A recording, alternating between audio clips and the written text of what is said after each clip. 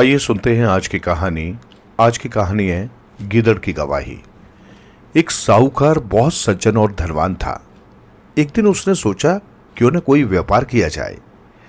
ये बात सोचकर वो व्यापार करने के लिए किसी अन्य शहर में जाने की तैयारी में लग गया।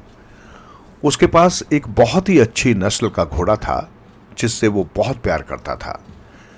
साहूकार ने अपनी सारी जमा पूंजी एकत्र की और अपनी आवश्यकता का सामान भी बांध लिया। फिर वो अपने घोड़े पर सवार होकर शहर की ओर रवाना हो गया। चलते चलते दोपहर हो चुकी थी। उसने मार्ग में एक घना छाया वाला वृक्ष देखा। सोचा यहीं बैठकर खाना खा लूं, फिर उसके बाद कुछ देर आराम भी कर लूंगा।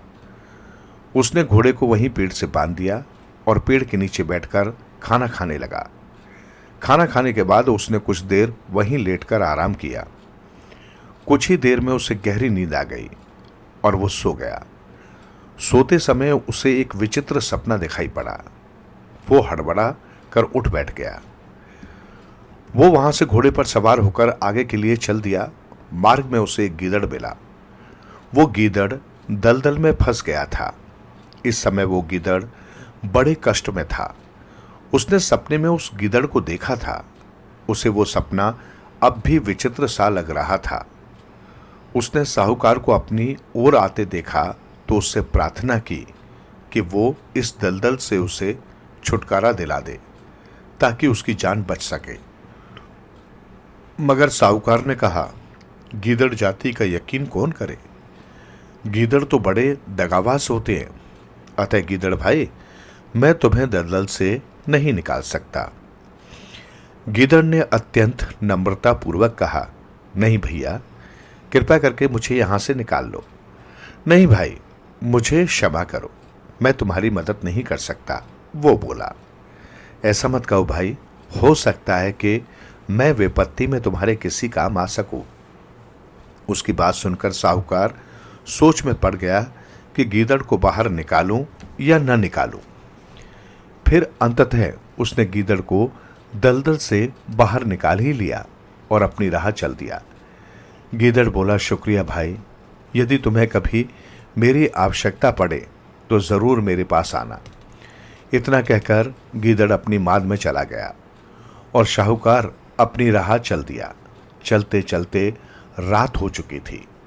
वो सोच रहा था कि रात कहाँ बिताऊं। शहर पहुंचने के पश्चात उसे एक तेली का मकान दिखाई दिया। उसने रात उसी तेली के घर में बिताने का फैसला किया। उसने अपना प्यारा घोड़ा बाहर एक खूंटे में बांध दिया और अंदर जाकर आराम करने लगा। चलते चलते वो बहुत थक चुका था, अतः उसे लेटते ही नींद आ गई। तेली बड़ा धूर्त था। उसने बाहर निकलकर देखा तो उसकी नजर बाहर बंधे साहूकार के घोड़े पर पड़ी। घोड़े को देखकर उसकी नीयत बदल गई। दूसरे दिन प्रातः है तेली सोकर उठा और साहूकार का घोड़ा खोलकर उस पर सवार हो गया और बाहर जाने लगा। अचानक साहूकार की आंख खुल गई। जब उसकी नजर घोड़े पर सवार तेली पर पड़ी तो वो चिल्लाकर कहने लगा, ओ भैया, मेरा घोड़ा कहां लेकर जा रहे हो? ये तो मेरा घोड़ा है भैया। तेली ने बड़े रौब से कहा, यह घोड़ा मेरा है। साहूकार परेशान हो गया और बोला, नहीं भाई, ये तो मेरा घोड़ा है। कल मैं इस पर बैठकर यहां आया था। तेली बहुत चालाक था। उसने अपने पास पहले ही उत्तर सोच रखा था। वो बोला, तू झूठ बोलता है। मेरा खूंटा हर साल एक घोड़े को जन्म देता है। आज ही रात उसने इस घोड़े को जन्म दिया है, अतः ये मेरा घोड़ा है। वाह, ऐसा भी कहां होता है? क्या खूंटा भी घोड़े को जन्म दे सकता है? साहूकार ने आश्चर्य से कहा, क्यों नहीं, मेरा खूंटा तो ऐसा ही है। यदि विश्वास ना आए तो पड़ोसियों से पूछ लो। ये तुम क्या कह रहे हो भाई? मेरी तो समझ में कुछ भी नहीं आता। चलो बाहर, मैं तुम्हें अपने पड़ोसियों से पूछवाता हूं, तब तो तुम्हें विश्वास हो जाएगा। तेली ने इतनी दृढ़ता से बात की कि उसकी बात 100% सही लगी। उसकी बात सुनकर साहूकार असमंजस में पड़ गया। फिर उसे लगा कि शायद पड़ोसियों से ही कुछ मदद मिल सके। ये सोचकर वो पड़ोसियों के पास पहुंचा, मगर वो पूरा मोहल्ला ही ठगों का मोहल्ला था और ये तेली उनका सरदार था। पूरे मोहल्ले वाले उस तेली की हाँ में हाँ मिला रहे थे। जब साहूकार ने मोहल्ले वालों के पास जाकर उन्हें अपनी समस्या बताई तो उन्होंने भी तेली का पक्ष लिया। ये सब एक साथ मिलकर बोले, भाई तेली का कहना 100% सही है, ये घोड़ा उसी का है, तुम्हारा नहीं। ये तुम लोग क्या कह रहे हो भाई, जरा मुझ पर कुछ तो तरस खाओ, साहूकार बोला। लेकिन मोहल्ले वालों ने उसकी एक न सुनी और सब तेली का पक्ष लेकर चले गए। बेचारा साहूकार बड़ी मुसीबत में फंस गया। परदेश का मामला था, वो उन ठगों से दुश्मनी भी नहीं लेना चाहता था। आखिर वो परेशान होकर बैठ गया। फिर उसके दिमाग में एक युक्ति आई और वो हार कर शहर काजी के पास पहुंचा। वहां पहुंचकर वो काजी से मिला और फिर उसको अपनी पूरी समस्या बताई। काजी ने उसकी बात सुनकर उस तेली यानी ठगों के सरदार को अपनी अदालत में बुलवा लिया और उससे घोड़े के बारे में पूछने लगा। तेली ने अपने पड़ोसी ठगों को गवाह के रूप में काजी के समक्ष पेश कर दिया।